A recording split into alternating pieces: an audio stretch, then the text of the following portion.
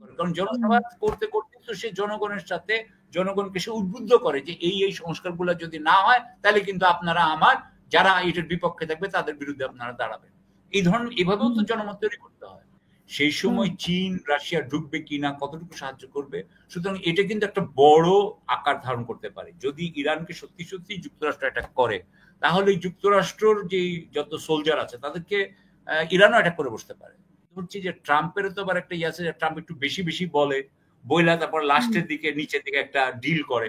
এখন আমি আশা করব যে সে ওই ধরনের একটা ডিল হয়তো করার আমি আশা করতেছি, যে বেশি বেশি বলছে কিন্তু নিচুতে ডিল করবে। আপনাকে প্রথমত যেটা আগের বার বললাম যে মানুষ এতগুলো, আপনি জুলাই সনদটাই ঠিক মতো হবে কি না, এবং জুলাই সনদটা তো যেটা হবে সেটা হচ্ছে যে ঐক্যমত্য একটা হবে, 3টা দল এবং অন্যান্য দলরা একসাথে দাঁড়াবে, এরকমই তো কিছু একটা হবে। কারণ জুলাই সনদকে তো আপনি যদি আইনে পরিণত করতে চান সেটার জন্য তো আপনার একটা নির্বাচন হতে হবে। আবারও সেটা কিন্তু বিএনপির পরেই নির্ভর করবে। ধরে নেন যে বিএনপি জিতবে, ধরে নিচ্ছি, আমি মনে করি না যে এটা এত ইজি, কিন্তু তারপরে ধরে নিচ্ছি যে বিএনপি যদি জিতলো তাহলে বিএনপিকে তো ওই আইন করতে হবে। সুতরাং জুলাই সনদ যদি একটা কিছু হয় তাতেই যে কিছু হবে তা না। আপনি কিন্তু এখন ভুলে যাচ্ছেন কিন্তু যে আমাদের এই করিডোর কেস, পোর্ট কেস, এগুলো কিন্তু এখনো ঠিক হয় নাই, ওগুলো কিন্তু আছে। তো যাই হোক, আমি যেটা বলতে চাচ্ছি কি, আমরা মনে করি ফেব্রুয়ারিতে এই যে ইলেকশন, এই ইলেকশনটা যদি সংস্কার ছাড়া হয়, বিশেষ করে আর্থিক সংস্কার, অর্থনৈতিক, নির্বাচন সংক্রান্ত, অর্থাৎ এটা যদি কালো টাকার প্রতিযোগিতা থেকে এটাকে বের করে না আনা যায় এই নির্বাচনকে, এবং এইটাকে যদি আপনার সেই দুর্নীতি নির্ভর রাজনীতি এবং আমলাতন্ত্র যদি আমাদের থেকে যায়, এবং আমাদের শাসনটা যদি আমলাতান্ত্রিকই রয়ে যায়, অর্থাৎ আমলাতান্ত্রিকই রয়ে যায়, তাহলে কিন্তু আমি যেটা বলতে চাচ্ছি যে নির্বাচন হওয়া মানে আমরা একটা চুরিতন্ত্রের অনুমোদন দিব। আমি মনে করি যে 5ই আগস্টের পরে আমরা এইটা হইতে দিতে চাই নাই। সুতরাং এখানে আমার যেটা মনে হয় যে এটা একটা বিরাট সুযোগ ছিল, এটা ডক্টর ইউনূস অত্যন্ত ওই একাডেমিক ভাবে দেখা, এনজিও স্টাইলে দেখা, রাজনৈতিক যেই আপনার ইয়ে লাগে, আপনার রাজনৈতিক যেই জাজমেন্ট লাগে, যেই দক্ষতা লাগে, অর্থাৎ আমি একটা উদাহরণ দিই, এই সংস্কার নিয়ে ডক্টর ইউনূস কি জনসভা, একটাও জনসভা করে নাই। আসলে যারা সংস্কার করে তারা কি জনসভা করে না? অবশ্যই জনসভা করে, কারণ জনসভা করতে করতে তো সে জনগণের সাথে জনগণকে সে উদ্বুদ্ধ করে যে এই সংস্কারগুলো যদি না হয় তাহলে কিন্তু আপনারা আমার যারা এটার বিপক্ষে থাকবে তাদের বিরুদ্ধে আপনারা দাঁড়াবেন। এই ধরনের এভাবেও তো জনমত তৈরি করতে হয়, সুতরাং সেটাও হয় নাই। সুতরাং এই অবস্থায় আপনি যদি আমাকে বলেন যে ফেব্রুয়ারিতে ইলেকশনের জন্য আপনারা তাকিয়ে আছেন, আমি এই অবস্থায় তাকিয়ে নাই। হ্যাঁ, এবং আমি মনে করছি যে আপনি জানেন ইরান ইসরায়েল যুদ্ধ চলছে, এখানে একটা বড়, আমরা এটা নিয়ে আজকে আলাপ করি নাই, বাট এটা একটা বিশাল ঘটনা ঘটতে পারে, এটা আরো বেড়ে যেতে পারে।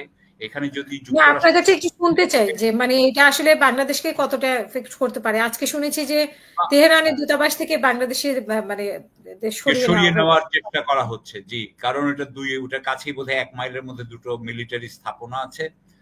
তেহরানে তো আমাদের কিছু কিছু বাঙালি তো নিশ্চয়ই আছেন, তাদেরকেও সরানো হবে। এমনিতে যেটা সবচেয়ে বড় কথা সেটা হচ্ছে ডোনাল্ড ট্রাম্প বলেছে যে এই তেহরানবাসী যাতে তেহরান থেকে সরে যায়। সুতরাং আমার যেটা আশঙ্কা, যদি ইউএস মানে যুক্তরাষ্ট্র যদি ইসরায়েলের পক্ষে, যদি ইরান আক্রমণ করে বসে এবং বিশেষ করে তার নিউক্লিয়ার ফ্যাসিলিটিস গুলো যদি ধ্বংস করার চেষ্টা করে, সেটার জন্য যেই ধরনের বোমা দরকার সেই বোমা একমাত্র আমেরিকার কাছে আছে আর কি, ইসরায়েলের কাছে নাই। এটা যদি হয় তাহলে কিন্তু এটা আলটিমেটলি যুদ্ধটা ছড়িয়ে পড়তে পারে। কারণ আমি মনে করি না যে যুক্তরাষ্ট্র যদি এটা করেও, যুক্তরাষ্ট্র ধরে নিলাম আমি ইসরায়েলের পক্ষে গেল এবং তারা বোমা মারলো এবং নিউক্লিয়ার ইয়ে শেষ করলো, তারা তো সোলজার পাঠাবে না। তারা যেহেতু সোলজার পাঠাবে না তার মানে তারা এটাকে অকুপাই করবে না। যেহেতু এটা অকুপাই করবে না তার মানে যারা ক্ষমতা আছে তারা থেকে যাবে। যেহেতু তারা থেকে যাবে সুতরাং তারা যেটা চেষ্টা করবে, তাদেরও ক্রুড অয়েল আছে, তারা অয়েল বিক্রি করতে পারে, তারা এখন চেষ্টা করবে চীন এবং রাশিয়ার কাছ থেকে আরো শক্তিশালী হওয়ার জন্য। অন্যান্য রাষ্ট্রগুলোও চেষ্টা করবে। সেই সময় চীন রাশিয়া ঢুকবে কিনা, কতটুকু সাহায্য করবে। সুতরাং এটা কিন্তু একটা বড় আকার ধারণ করতে পারে। যদি ইরানকে সত্যি সত্যি যুক্তরাষ্ট্র অ্যাটাক করে, তাহলে যুক্তরাষ্ট্রর যে যত সোলজার আছে তাদেরকে ইরানও অ্যাটাক করে বসতে পারে। ইরান অন্যান্য মানে কাতারে বেস আছে, আপনার ইউএই তে বেস আছে, সব জায়গায় অ্যাটাক করতে পারে। এমনকি সে হয়তো অন্যান্য আরব সরকারকেও অ্যাটাক করতে পারে। সুতরাং এটা আমি মনে করি যে এই জিনিসের এফেক্ট কি বাংলাদেশে পড়তে পারে না? অবশ্যই পড়বে। আপনি বুঝতেই পারছেন যে এটার এফেক্ট আমাদের বাংলাদেশের উপর পড়বে, যে আপনি আমাদের গ্যাস আমরা ওখান থেকে নেই, কাতার থেকে আমরা গ্যাস নেই, বা আমরা ওখান থেকে আমাদের রেমিটেন্স আসে, আমাদের তেল কিনি আমরা ওখান থেকে। সুতরাং সবকিছু মিলিয়ে কিন্তু আমরা, এবং একবার যদি তেলের ইয়ে হয়, আপনার সমস্যা হয় তেল নিয়ে বা গ্যাস নিয়ে, তাহলে কিন্তু একটা মূল্যস্ফীতি, তার মানে আমাদের এখানে একটা বিশাল মূল্যস্ফীতি হবে আবার, এবং মূল্যস্ফীতিটা পৃথিবীব্যাপী হইতে পারে। সুতরাং এখনো হরমুজ প্রণালী বন্ধ হয় নাই, ইরান চিন্তা করতেছে করবে কিনা। সুতরাং আমি এইসব নিয়ে বলতে চাচ্ছি যে এটা আপনাকে একটা ঘটনা দিয়ে বলছি যে এই ঘটনা তো উনি ডোনাল্ড ট্রাম্প G7 এর অনুষ্ঠানটা শেষ না করে উনি চলে আসলেন এবং একটা মধ্যস্থতা করার চেষ্টা করছেন থামানোর জন্য।